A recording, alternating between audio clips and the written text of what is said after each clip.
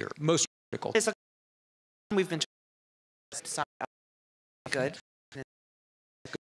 I think recently published entertainment, media categories, and time and this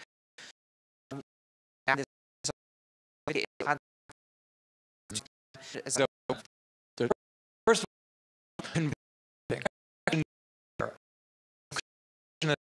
all,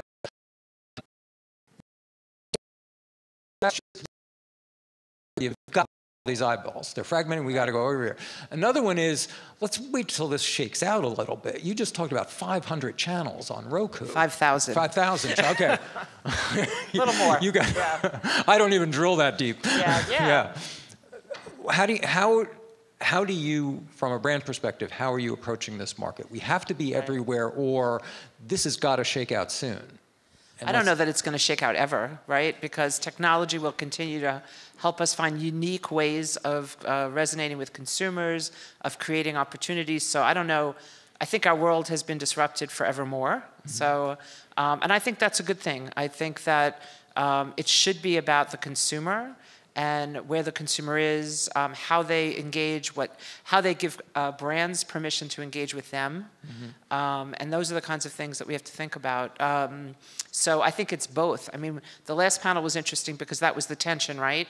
It's as brands are established, they need to have a certain amount of scale. So they don't necessarily just need to reach current users, but they also need to find those high potential users that look just like their current consumers. And so you have that one piece that's scale, but at the same time, research has shown the potential, great potential to be more personalized, to really drill down and to talk to consumers in a more meaningful, personalized way. So it's both. But that's a really complicated mix. I mean, on once, well... So we'll have jobs for a while. That'll be good. That's right.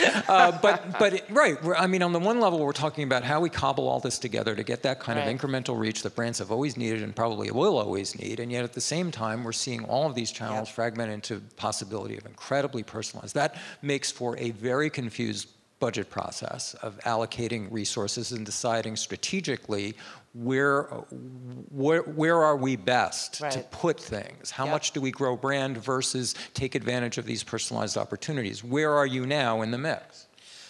We do both. So, and again, it depends on, we start with the consumer and what the consumer consumption patterns are telling us, current and also growth potential.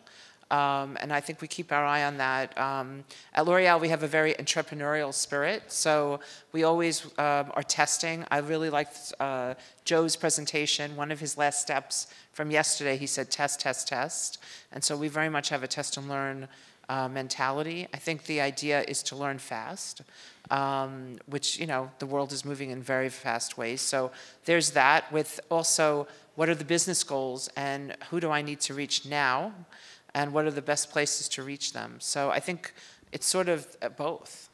Well, what is the role of branding in all of this then? I mean, because one of the things, and Joe brought this up in the panel, and I know it's a theme that he and I bang on a lot, the metrics and the trajectory of this field seems to be pushing everything towards a performance metric and a performance mentality. And it raises the critical question for brands is, what is the role of brand when you know you really can reach that that person who's raising their hand and you can sell to them? What is the role of brand in a universe like this? I think branding has to be hugely important, and it's in the messaging that you need to show that value exchange to the consumer and bang on about why it's so important. But research has shown time and time again, I mean, you'll remember some of this stuff, that short-term ROI, so the performance, is important to get your short-term goals. But if you don't take care of the brand equity, you can't get that back. And so, especially for established brands that already have so much brand equity, you have to protect that as you look through the mix. So it absolutely has to be a combination. What role is TV playing? Or what is TV in your mind? Such a good question. How do you define TV now, and what role does it have in this mix? So we look at a total video strategy. We partner with Wavemaker. Wavemaker is our agency of record. And we look at viewership and where the viewers are going. So linear TV has a role in that, but so does the convergence of those network audiences into other places. I think I read a stat recently from the IAB that and they had it in well, it's not, I'm using air quotes, those were real quotes because it was printed, but they said the major TV networks will have, by 2022, 50 million subscribers.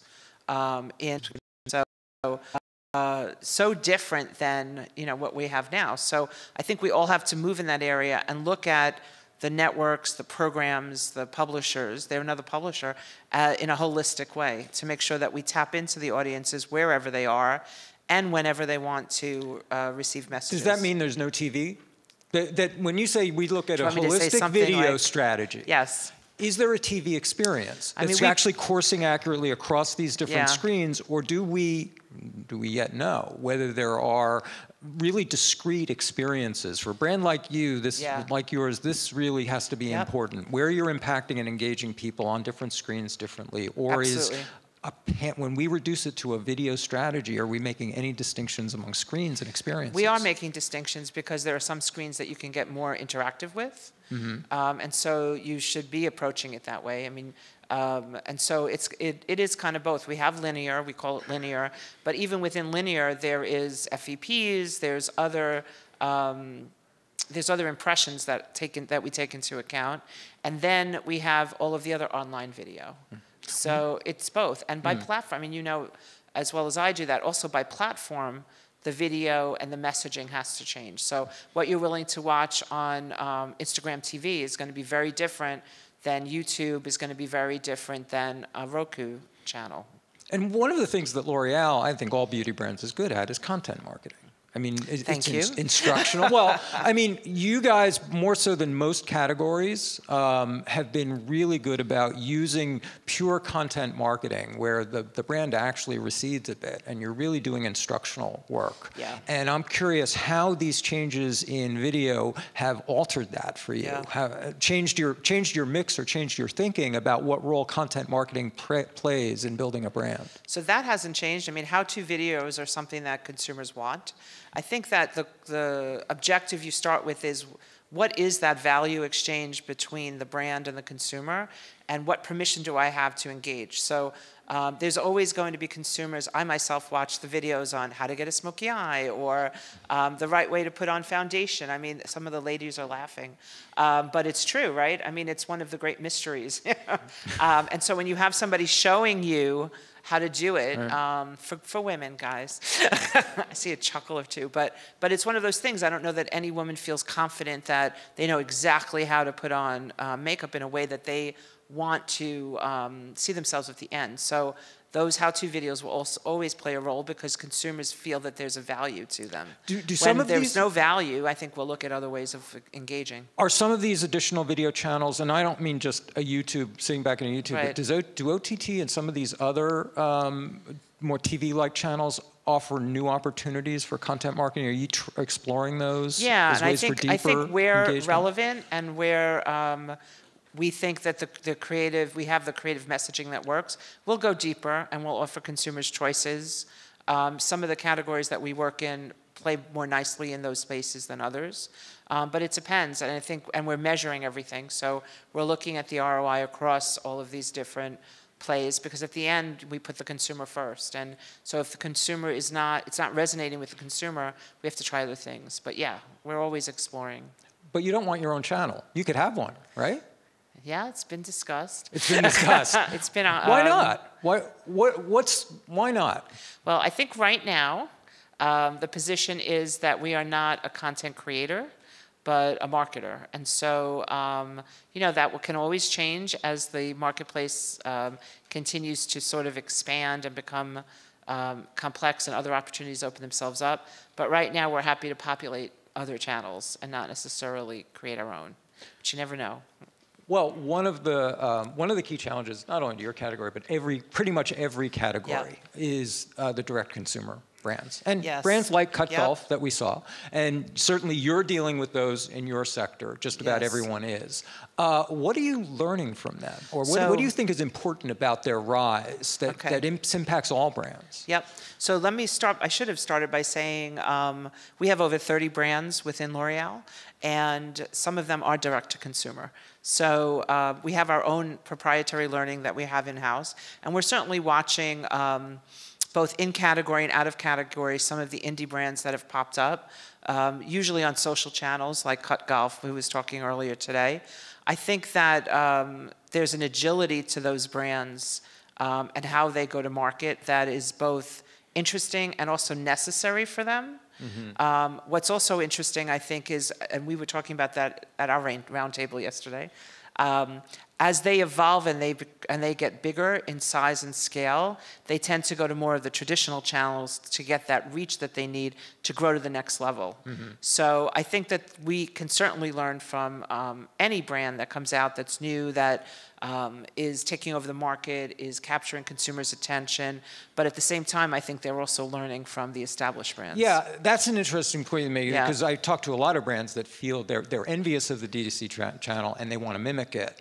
But you seem to be saying we don't have to, because ultimately they're moving towards us. Is Yeah. that they did what they did, that high level, as they're known for their high level of integrated media, their heavy reliance on performance marketing. They built brands on performance marketing. These are all the hallmarks of the DDCs. But you don't feel you need to necessarily chase their model. It was necessary for them to grow their brand, but they're going to be moving more towards you than you towards them. Well, it depends. I mean, I think that there's learning to be had all around, and we're constantly looking for that learning, whether it's a D2C brand or any brand that's getting something right, that's cracked the code, especially in new channels and opportunities. But I do think their learning goes both ways. What do you think? Any example of what you've learned from them? What you envy about them? I think the agility is important, although I think for a big company, L'Oreal moves very fast when we find something that we're interested in. But they certainly have agility. The integration is by necessity and also for size, so it's much easier to integrate faster when you're a smaller company than when you're a larger company. And I think this is true not just for marketers but also agencies, having been on that side as well.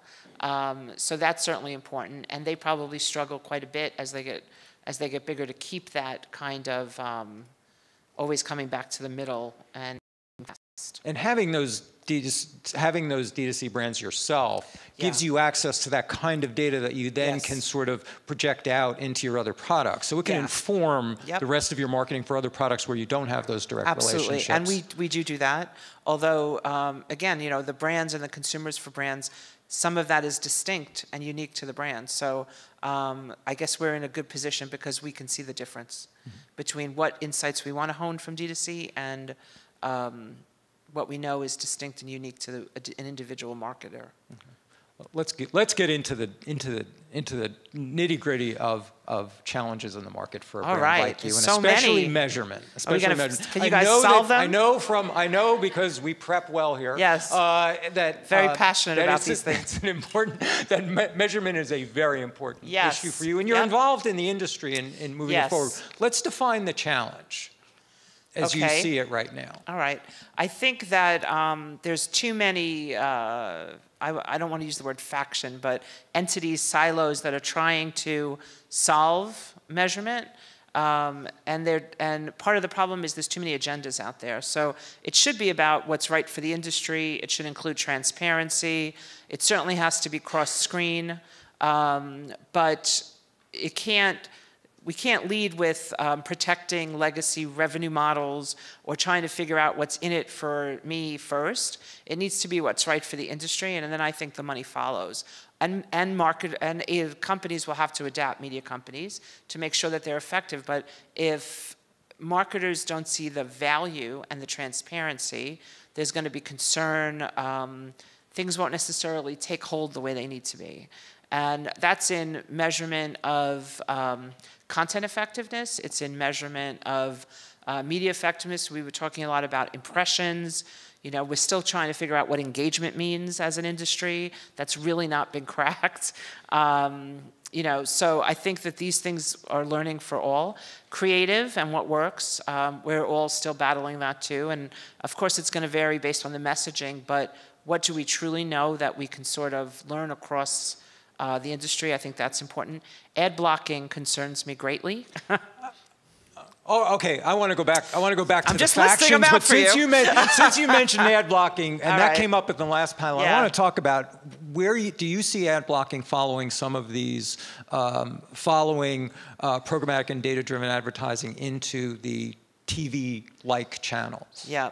Well, I think as more TV gets, listen, I mean, ad blocking has always been around for TV. When we get up and we go into the kitchen to get a snack, or we go into the bathroom, when the commercial break comes, that's kind of ad blocking. You've opted out.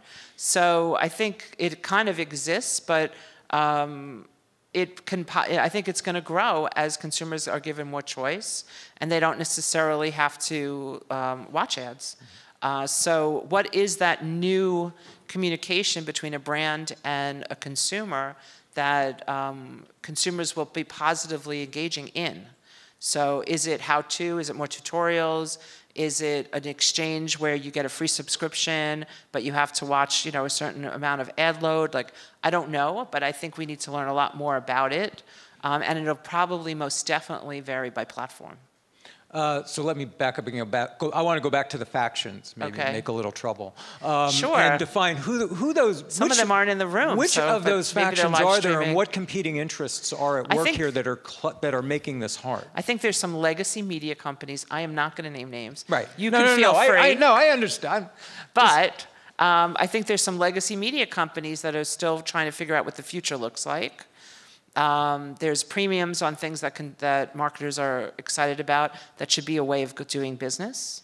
And they're trying to figure out what the next revenue model is before really discovering what's the right way to go to market, I think. How is this? I'm sorry, keep going. I'm sorry. No, I think it gets in the way because then everybody sort of if two big media companies do that and there's another three in the room, everybody digs in and goes to their corners because the greater good all of a sudden isn't good for them. And I think it's a problem. But now you've got complicating this, especially as we start talking about cross-screen video and we start talking about OTT, as you've got online incumbents like Facebook, Google, Yes. now Amazon, Right. and their walled gardens. Yes. Will they help propel everyone towards solutions, or are they just cluttering this with more walled gardens that are making it all more difficult? I think transparency needs to lead the way. So, and unfortunately, the walled gardens are not as transparent as we would like. It's a fact for the industry. So it needs to lead the way. And there's no reason not to be transparent, right? Well, we'll let everybody else speak to that one. There's a round table for us. There's a round table. So we're going to need a big table. Let's have a walled garden round table. That's what we need.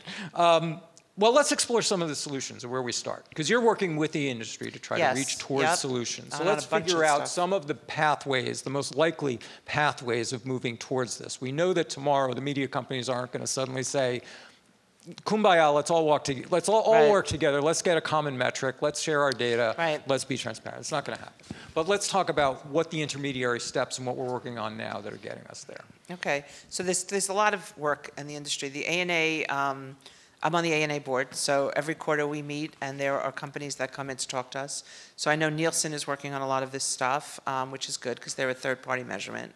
You have the MRC, great organization led by George Ivey, also trying to figure out and working in partnership with the ANA and other groups to try to get to the bottom of measurement. The MMA, the Mobile Marketing Association, is really leaning in. I mean, the majority of video will be mobile. It already is. The consumer consumption, I think, of impressions, it's like 68% is already mobile. So, and that's just going to continue to grow. And that's where we see most of the growth. So they have to weigh in and be a part of it. Then you have, consultancies like EY, Janet Bayliss, who's very strong, is doing a Future of TV consortium of all sorts of people from the industry. But I think that we need to have one sort of independent, cross-sectional group that is working towards the greater good for marketers and consumers.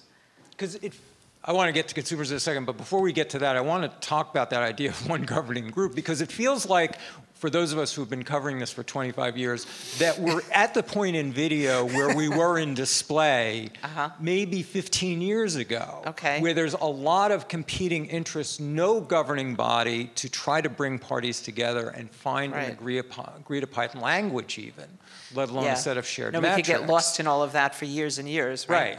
I mean, we ultimately, I guess arguably we moved towards an IAB that was sort of moving towards helping bring publishers and media buyers together towards some common metrics.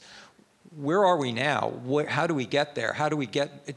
It is going to take some sort of unifying body that's going to bring all these different, you just mentioned an alphabet soup of different associations that have competing interests too. Right, yes, and the companies that are within those committees, you know, everyone has a boss back at home that they need to report to.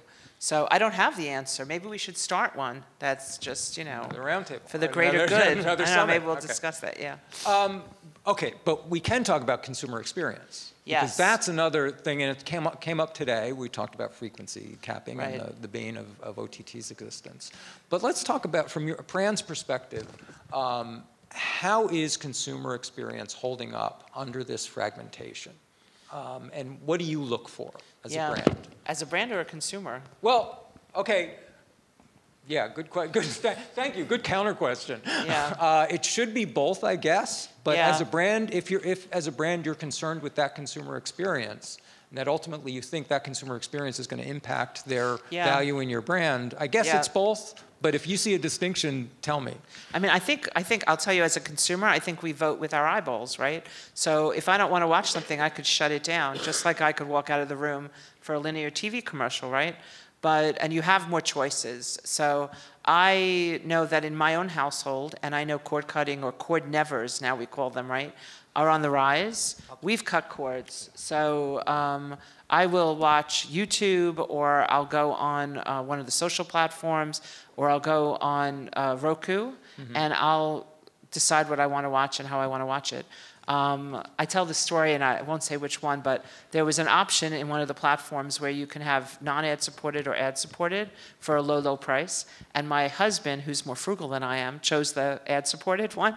And it's not a good consumer experience yet. You know, sometimes we're served the same ad back to back or multiple times. Other times where there's no ad load at all, which I love, you know, so it's a challenge from a consumer standpoint. But if you were serving me meaningful messaging in a way that I wanted, you know, I thought was valuable, then I would probably stop and pay attention. From a marketer standpoint, that's a huge challenge because I'm probably not unique at all. You know, humans tend to have similar tendencies, right? So how do you approach it? And I think the messaging, getting the messaging right, is very important, and so is, you know, someone had said, you know, there's a negative impact in ROI if you overserve somebody. So, and that's true. I can tell you one of them was an automotive company, and I have no love lost for that automotive company. You don't need to see the same ad 10 times in one program. So it's a huge challenge. So the short-term ROI, the modeling that we have, will tell us so much. I think we also have to look forward and try to really crack, from a total video standpoint, the types of ads or messaging, what we should be doing moving forward, and how it be for the consumer. So maybe focus groups need to change, and we need to talk to them more about messaging and less the actual interruption of their content. I think we have to, because I think that we screwed up the internet. Yeah, the internet, I agree. Facebook, totally. YouTube, virtually every online experience is awful compared to what preceded it. TV was a seamless, beautiful experience. Magazines, newspapers. In terms of the ad experience and the immersion within content and adjacencies, these were really beautiful, immersive experiences compared to the kind of hiccupy, cluttered, repetitive experience that digital gave us, and now we're bringing to TV. Yeah, and now and to programmatic. So I'll add to that, because this is one of my other concerns.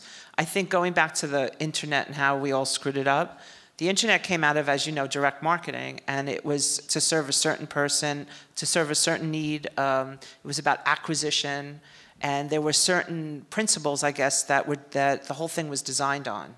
And as brand awareness came back in vogue in the internet, or the next level, the internet was not designed necessarily to deliver on that in a great way. And here we are. And I fear that we're doing the same thing with data-driven, data-informed media, because it can't just be about the KPI and the click. You need to think of the overall strategy, and you need to think about that brand strategy, and also the brand efficacy and what that brand equity means. And I fear that we're repeating the same history if we don't build that in from the beginning. And also, that ties back to the consumer experience and the relationship the brand has with the consumer. Yeah, and I think the brand's in the best position to pressure everybody in the supply chain to make good on this, especially as we're at risk of screwing up TV, I think. But anybody have any questions for Nadine? Back here. Okay. Well, I have a bunch, but on that last note, I want to follow up and say, are you concerned? Are you worried? I mean, we just saw a report last week that a giant company like Kraft Heinz is being challenged because of this direct-to-consumer opportunity that challenger brands can come in overnight. And it's hard for you to defend your position because the old game of dominating premium media is kind of out the door. Do you worry? Are you worried about your future? Is this an existential thing? I'm not sure I follow. Worried about the future of the brands? Of your brands, yeah, of L'Oreal as a company. And well, I worry about a lot of things, but I don't worry about that. No. I think that marketers have to protect the brands and deliver to consumers basically on through the communication and also through the products. So not necessarily worried about that now. I think L'Oreal takes great pride in protecting the brand and the relationship with the consumer and being as transparent as possible, both legally and ethically. So not terrible. There's a long list of things I'm worried about before that. Did we have one back? We have one back here. Hi, Adrian from Xveris Media. When we were talking about the consumer experience and creative solutions, love to get a sense from you, where do influencers come into play here, or spokespeople, and video in particular, and what kind of strategies have been successful for L'Oreal? Yep. So I think there's definitely a role, thank you for that, for influencers. And as you know, we have a lot of spokespeople as well. So they play a role. I think authenticity has to be key. You know as well as I do, over the last year, there's been, the industry has had some, criticisms around influencers. So their authenticity needs to be there. I think it needs to be organic to some extent, unless it's overt like a spokesperson. But I think there's a role if that's something that is important for consumers, or consumers will resonate with them. And for us on certain brands, it does. Nadine, thank you very much. Okay, great perspective. Thank you. Thank you. Okay.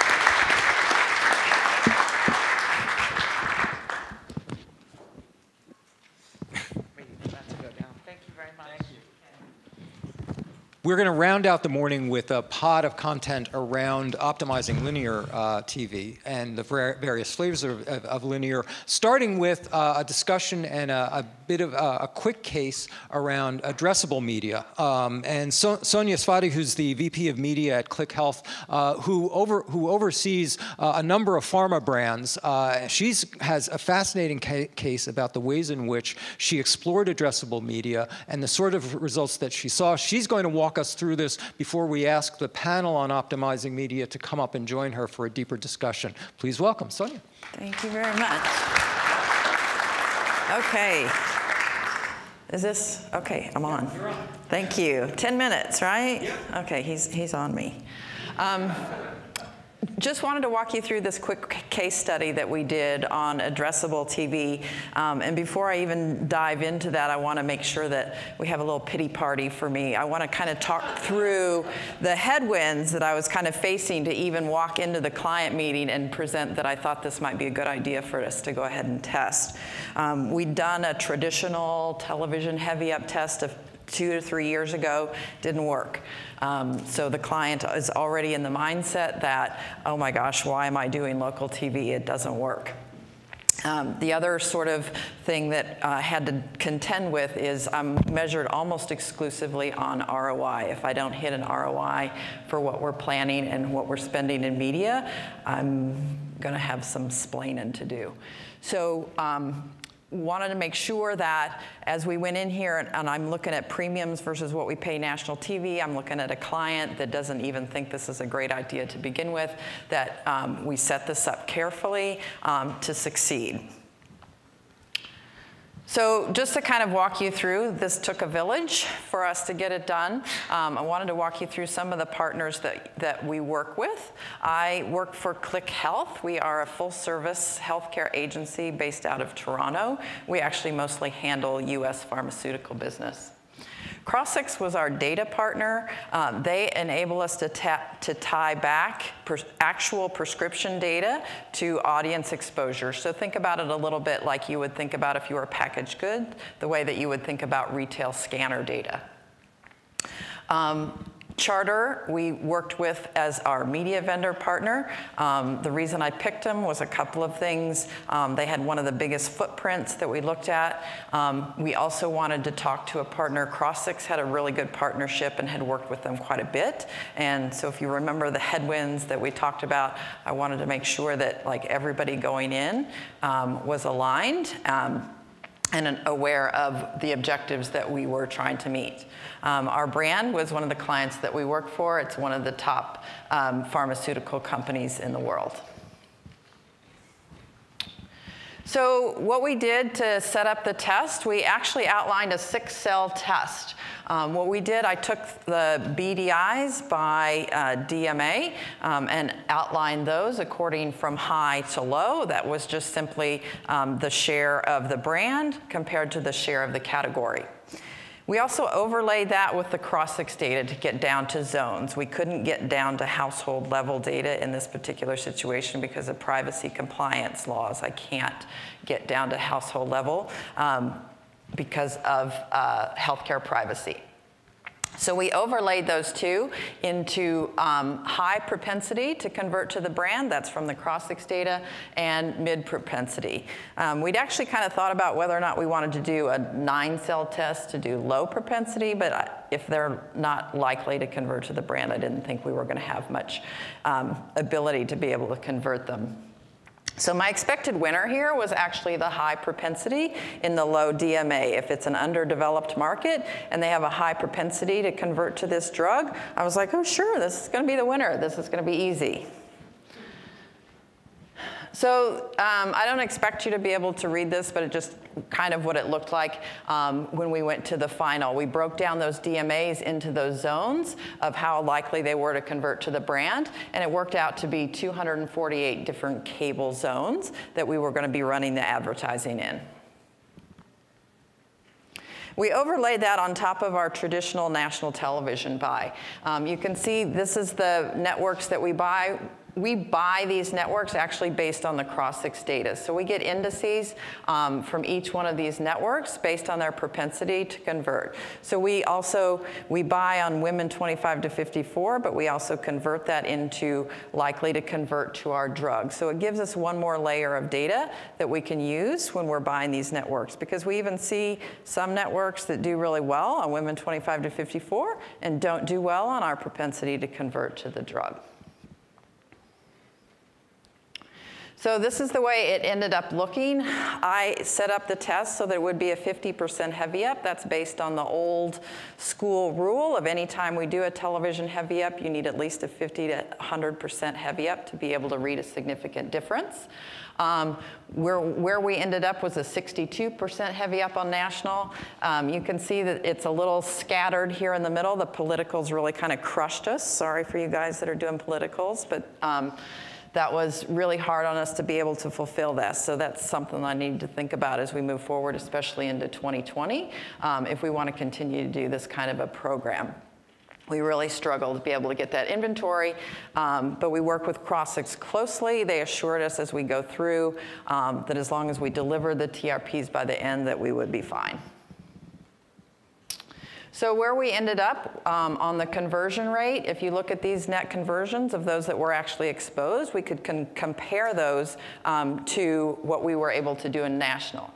And what I mean by conversion here is actually people that actually converted. Remember that we have that prescription data. People that actually converted to the drug. So for national, it was a 0.006. Then for addressable, 0.009. And this is pretty typical for the numbers that we see in the pharma space. The numbers are usually pretty small compared to like the immense delivery that I can get with TV versus those that actually do convert. So we were pretty excited about these results. Even more exciting to me was the ROI results. I measured on ROI on actually 2 different measures, and the addressable was significantly higher on ROI in both of them. Just to unpack some of those learnings, while it was very exciting to have the conversion results, also to kind of unpack some of the other learnings that we got. One that I thought was significant, we reached about 12 million households.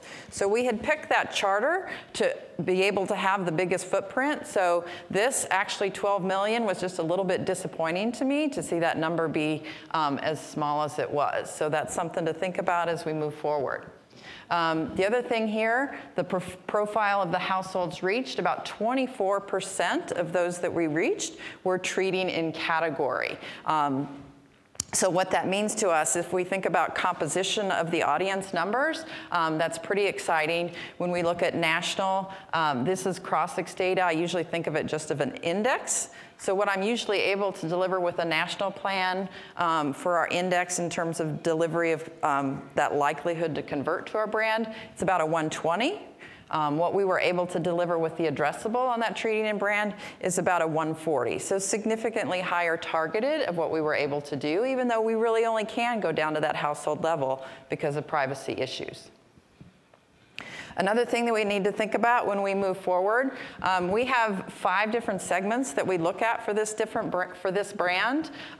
Working moms is actually our primary, so you can tell we significantly delivered the empty nesters, which is those 50 plus. So once again, you know that client that likes to give me a really hard time, gave me a hard time even though I'm actually buying working moms. I'm over delivering empty nesters. So I had to set up quite a bit of information in terms of, I know everybody knows how television works, that we're over delivering on a older audience, but that's also something to think about as we move forward with our bigger platform and how we want to really beef up other opportunities to reach those working moms. The other thing that I thought was interesting, remember when I talked about what the projected winner would be those that had the high propensity to convert, but were also in those low BDI or underdeveloped DMAs. But what we actually saw, there was very little difference between the high propensity to convert and the middle propensity to convert in the Crossix data. So that didn't have as big of an impact as what I thought it would. Where we actually saw the difference in terms of the conversion rates is in those DMAs. So the high and medium BDI DMAs were the ones where we saw all the value. We didn't see as much value in the low BDI. So that's something for us to think about as we structure how we want to move forward with these types of activities in the future, and probably not even address those at all.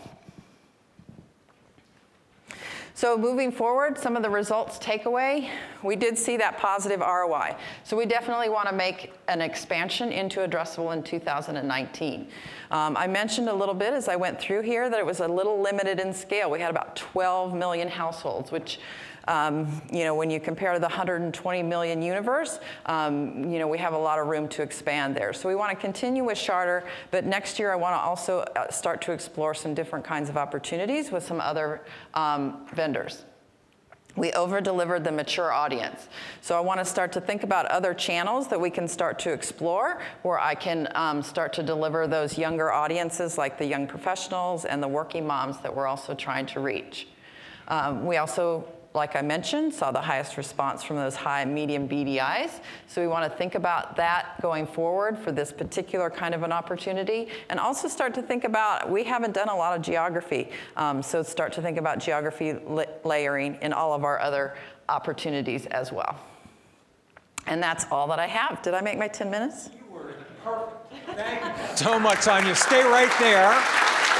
Let me ask Ben and the panel to come up. If you have questions for Sonia, we're going to fold it into the panel.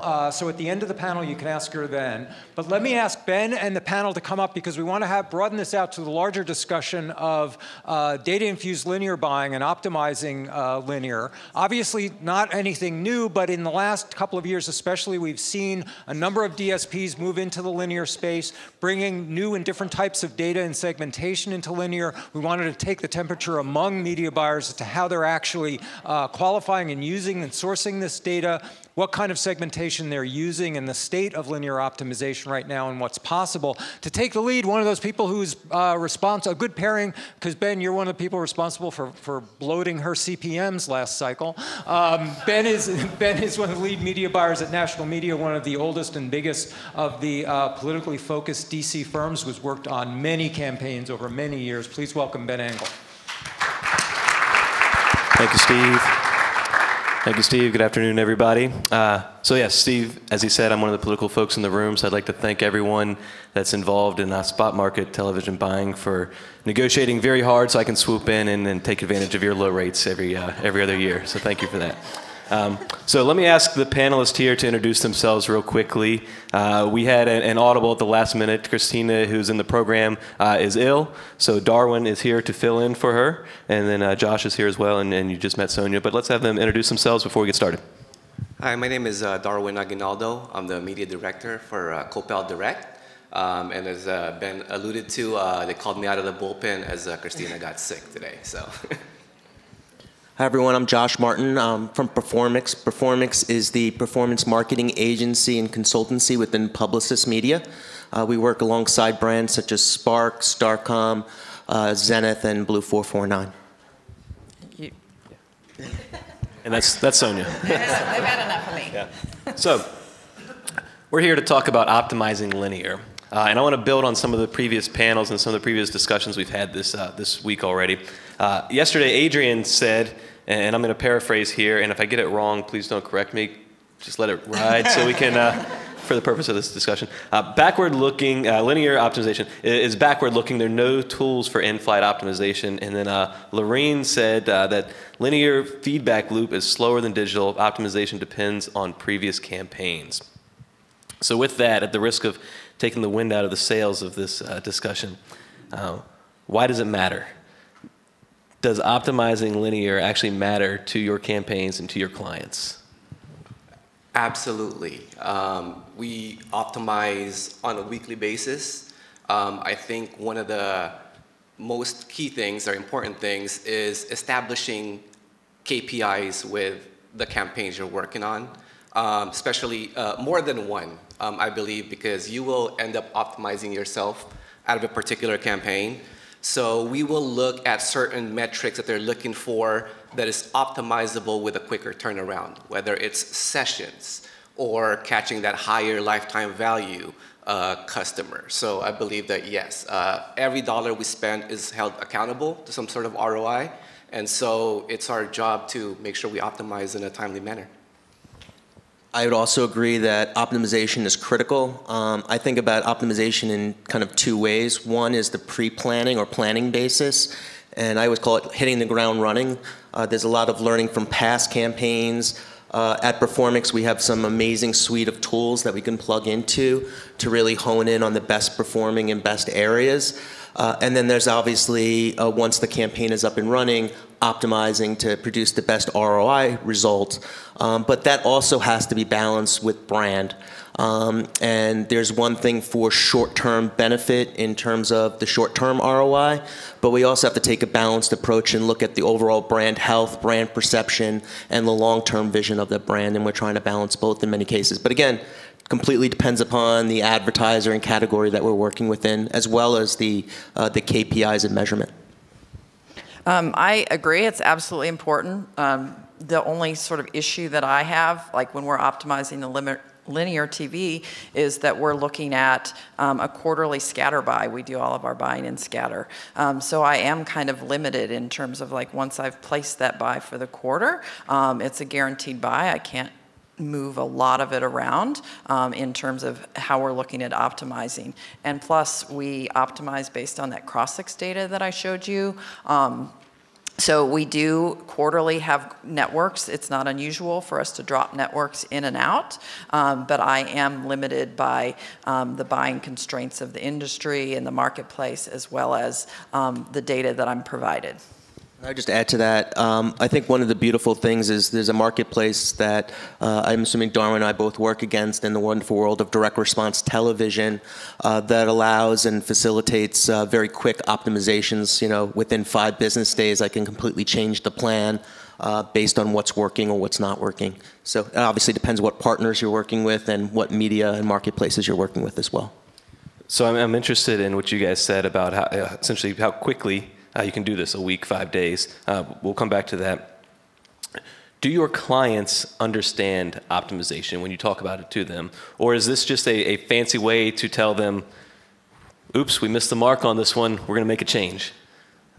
I would say for my clients, they're very heavily invested and involved. We work across large Fortune 500 brands, but also brands in which are new, and every dollar matters tremendously. If you would, very similar to the Cut Golf story, where that $20 they're investing in that influencer better work or else. And I work within that environment as well.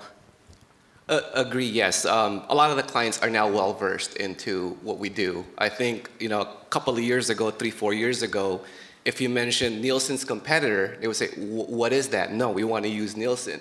But now you use other measurement platforms, and they are very well aware of it. So they are aware of what optimization is and how it's a key component to campaign. Again, because our main thing is making sure that whatever we spend, it's held to some sort of ROI, and we're spending it responsibly. Yeah, and I'll just add on to that, like my client is very interested in how we're optimizing it, because just based on the standpoint, like they don't care about the women 25 to 54 that we buy on. They care about that Crossix data in terms of who we're converting to the drug and how we deliver on that ROI. So if I can deliver a buy that's that much more targeted for them, it's that much more likely to deliver on that ROI KPI. So if you notice in the program, the first couple words of our session mention old TV. Old doesn't imply quick, right? How do you, in 5 days a week, optimize a linear schedule? What tools are you using? What data sources are you using to make these decisions? So we use different tools, and I'm sure you guys can relate to this. Certain tools, you may use that tool, but then overlay it with a secondary tool or a proprietary tool to really get what you're trying to learn. So, you know, we use several tools in-house, both proprietary, you know, Python, R, so that's a couple of those. So depending on what we want to learn, if we're trying to learn creative learnings, we might use a different model or a different way to study that. If we're looking at media mixes of how, you know, linear and CTV go together, or network A versus network B, how they work together and deliver the results, we might use a different tool for that as well.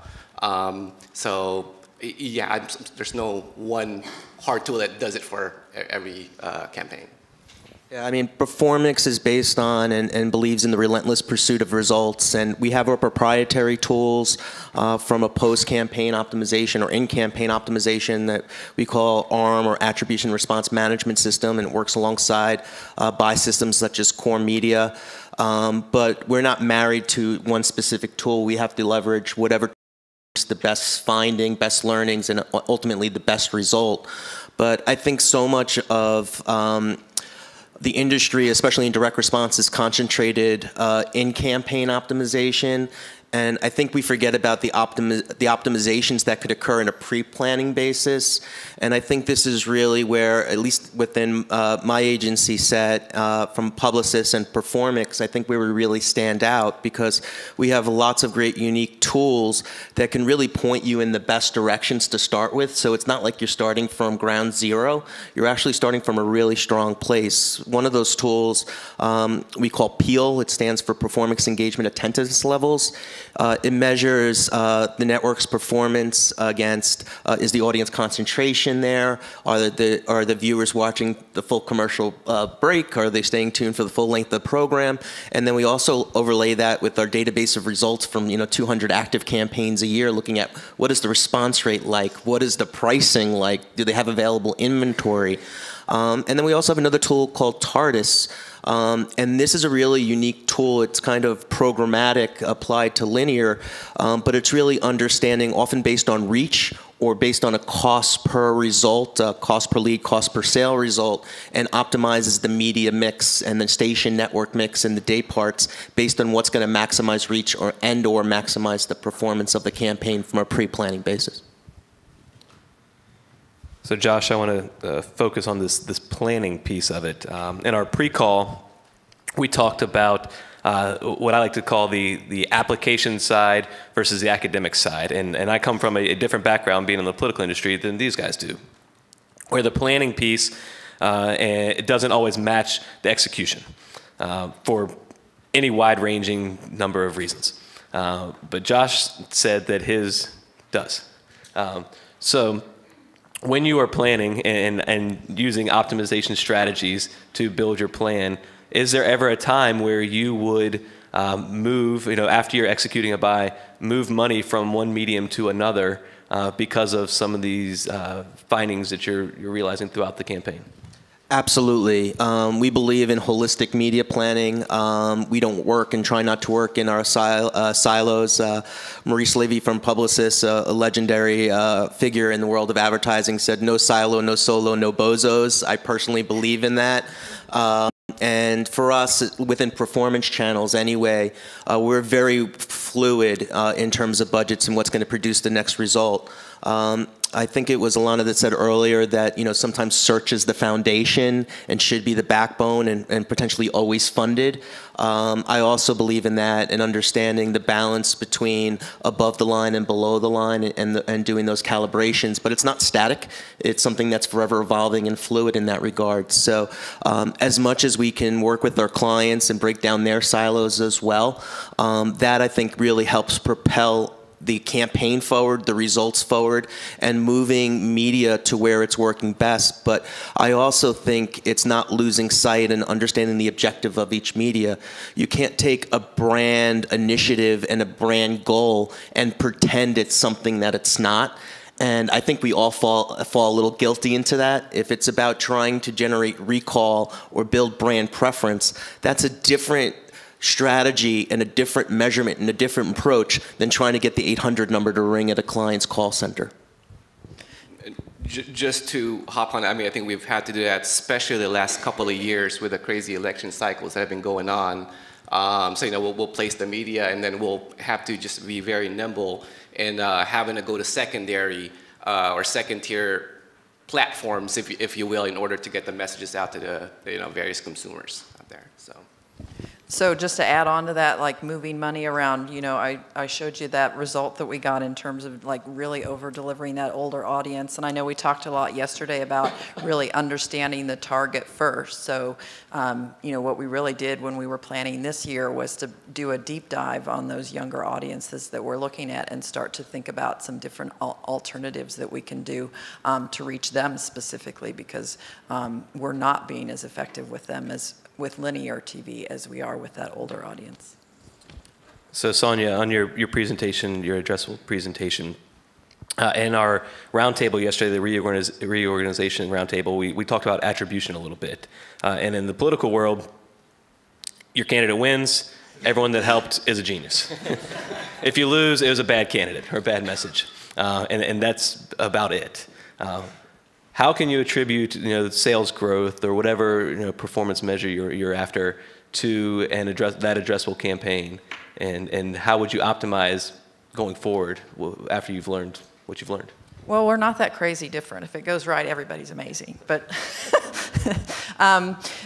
yeah, attribution is a problem for us, you know, from the standpoint of, you know, especially for a pharmaceutical, there's so many more factors that go into it. Like, you know, the person has to recognize that they're a problem. You know, they may or may not research online. Then they actually have to take that additional step. They actually have to, you know, not talk to their doctor, determine if that is actually a viable solution for them. Then they actually have to go to the pharmacy and fill that for that specific. So there's a lot of steps that are go into it that make it a little bit different than maybe just, you know, advertising for, you know, a candy bar or something like that that you can run out and buy. So it's a little bit different in terms of that attribution of how we think about it. But, you know, I think someone earlier today said, you know, talked about how proxies that we use. So we use proxies in terms of like driving people through the funnel and how they're interacting with the website to think about as a way that we're getting people to engage with the brand. But then we also use Crossix data to help tie us back from actual prescription all the way back to that advertising exposure. So that gets us probably about as close as we can reasonably expect in terms of actual attribution. I think one of the challenges, it's interesting, pharmaceuticals, it fits in that as well, is if you look at the definition of direct marketing to a certain extent, there's a notion of immediacy of that response. And, you know, historically, that immediacy was so key to driving those optimizations. And I think the world is changing. You heard it earlier.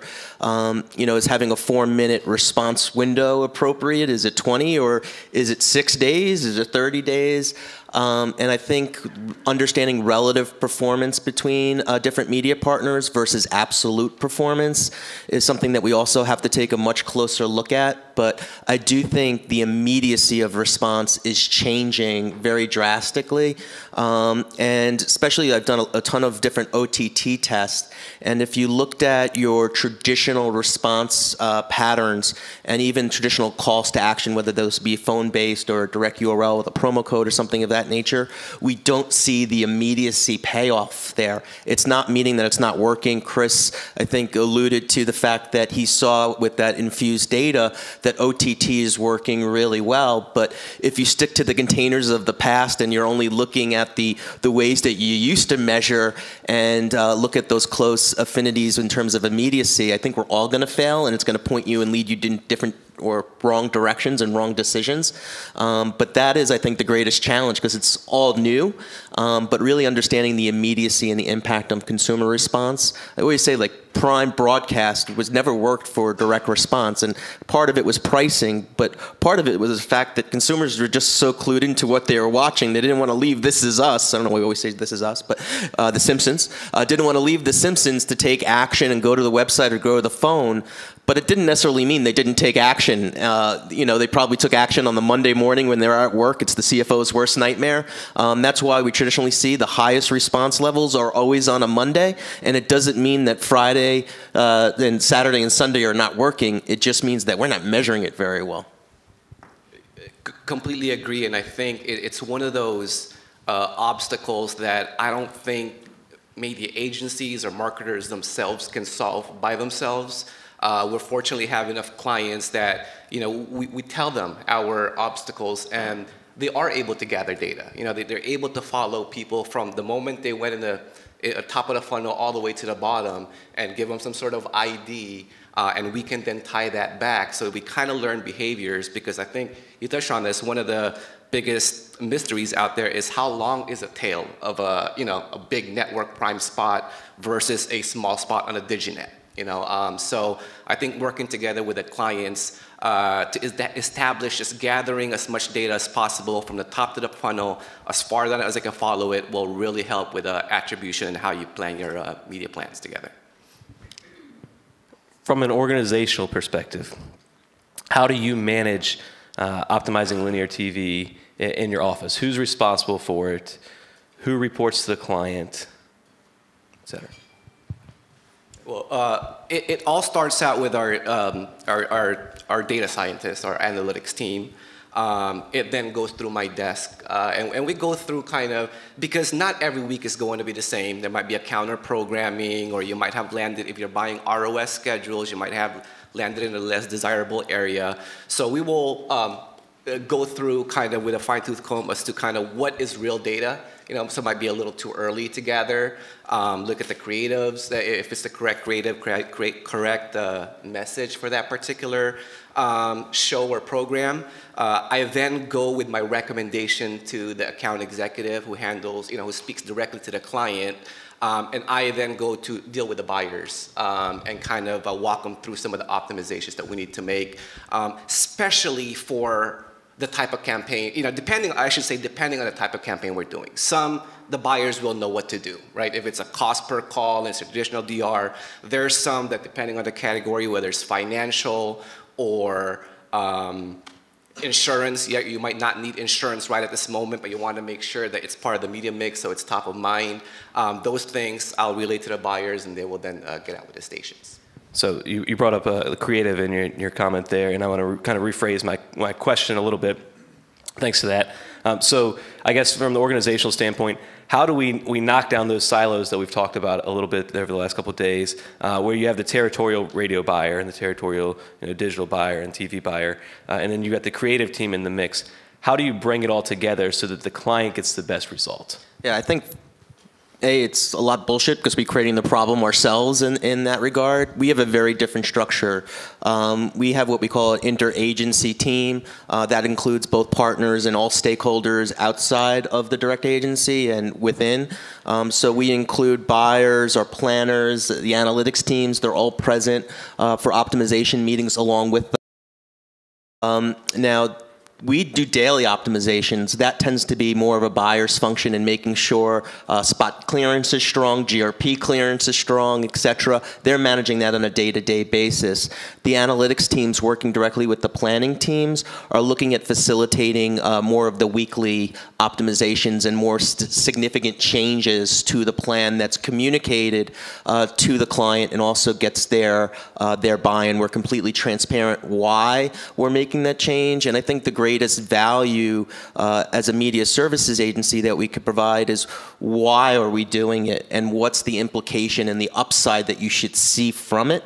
And that's where we try to bring everybody together from that regard. But it is a collective and it is a village. From our standpoint, we're set up pretty much like a standard agency where I'm the strategy lead. So, if you want to talk about that one throat to choke, it's probably me in front of the client. But, on a day-to-day basis and even working with how we're buying that, I work pretty closely, and I'm talking about strictly linear TV here, but working pretty closely with our traditional buyers to make sure that we're delivering on that ROI that I was talking about. So Josh, I'm going to put you on the spot here because Sonia's presented and Darwin just got the call 24 hours ago. So you had time to do our homework. I want to know, an example of what worked, when has optimizing linear worked, and more importantly, when hasn't it worked? Got it. You're all putting me on the spot. I would say optimizations overall work in about 75% of the cases for our clients. In the cases where it doesn't work, in certain cases, I think it's really due to confusion of data, and especially for clients that have very large baseline.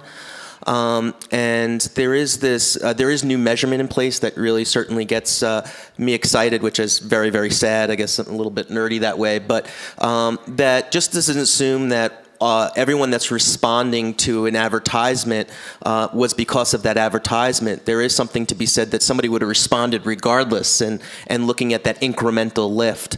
And that's certainly what we're focused on, because there would have been a result of the consumer regardless of the advertising, and it's important to pay attention to that. And I think we have to bring that back into play. But again, in terms of when optimizations don't really work, I think it's largely due to very large baseline clients. And what we're assuming was due to the net effect of the advertising and the media that ran was actually just due to consumer behavior not impacted by the advertising. But in most cases, and again, 3 out of 4, when we're making an optimization, we do see a positive impact to the cost per metrics associated. Darwin, do you have any examples you'd like to share? No. Perfect. So, where do you guys see linear optimization going in the next 1 to 3 years?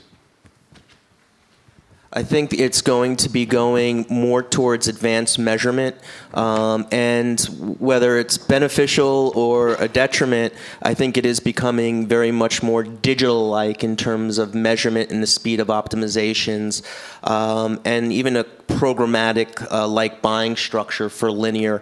I think spot market is going to hit first before a national cable. I think of that because, especially from an agency standpoint, it's a lot of work on the local side, so to create efficiencies and to keep our clients' fees and costs low. And plus, there's some great utilities and technologies that are out there that, but the one thing that I always am fearful is there is something to be said for the talent and the human beings behind those decisions. And so I don't think it could be solely machine alone. I'll give a great example. There are specific holidays, as an example, that can cause an impact to results in performance. Like Valentine's Day traditionally does incredibly well for results, whether, let's say, in insurance category, we see a spike occur that week in beneficial results. That may lead to a machine saying, oh, these are the best placements, when it was actually just a seasonality element that, if you didn't work and the human mind didn't understand the business long enough, may have been as a false positive. I think it will get a little bit easier as we move through time, as touched on, the technology is getting better. The Nielsen and the ratings numbers, the sample sizes are getting better, and we're getting more accurate readings as far as the size of your audience that you're actually reaching. And 5, 6, 7 years ago, an analytics team was just one person back there. And now you go to any other agency or marketer and they have teams of people analyzing data and how consumers behave and how they even consume data. And so I think in a couple of years, 3, 4 years, it'll be a little bit more precise than where we are at now. Oh, is the question about what we want to see or what we actually think we will see? Well, however you want to answer. I think it would be amazing if we could, I think we've talked about measurement, and I think I touched on attribution, but, really being able to understand that purchase funnel in terms of okay, I saw the TV ad, and then I did a search on Google, and then I went to the website, and then I went to see my doctor, and then I went to the pharmacy. So being able to have a better understanding of that measurement of how all that messaging kind of comes together to be able to convert someone, I think would be amazing if we could do in the future. So hopefully all of this measurement that we're able to get to will lead to a little bit more, how shall I say, context around that journey. Great. I see Steve hovering over here, so I assume it's time for questions. Yes, my signature hovering. We have time for questions, yes.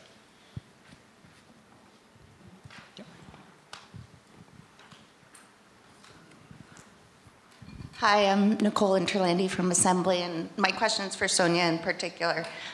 Did you have any benchmarks or expectations from either personally or from Crossix or from Charter in terms of that in-target or treating in-category percentage that you saw, given that this was meant to be a highly targeted household campaign? Really? Oh, Sorry, really the only benchmark that we had was what we were doing with the national campaign. So I showed you kind of what we typically see is about like that 120 targeting index that we use for the national. So the fact that we were able to get that 140 with the addressable, I felt was a win. So benchmarking it against what we can buy as the national was really kind of the only thing we had to work with.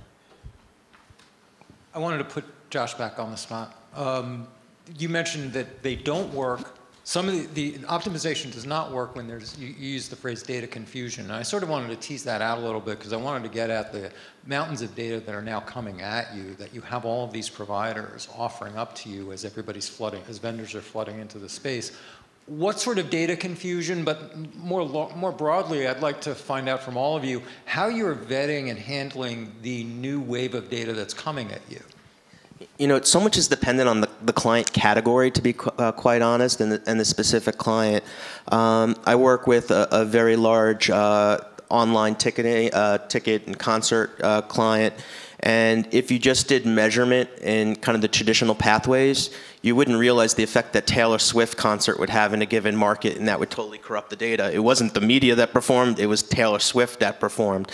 So even doing traditional match market testing alongside some of the advanced attribution, to me, is still a necessary form. But again, so much is dependent on the client category. We have a brand new client, first in market, featuring fairly traditional response calls to action, very little baseline. And there, I feel very strongly that the accuracy of measurement will be very strong. It is very strong, and we're seeing every week the optimizations are indeed working.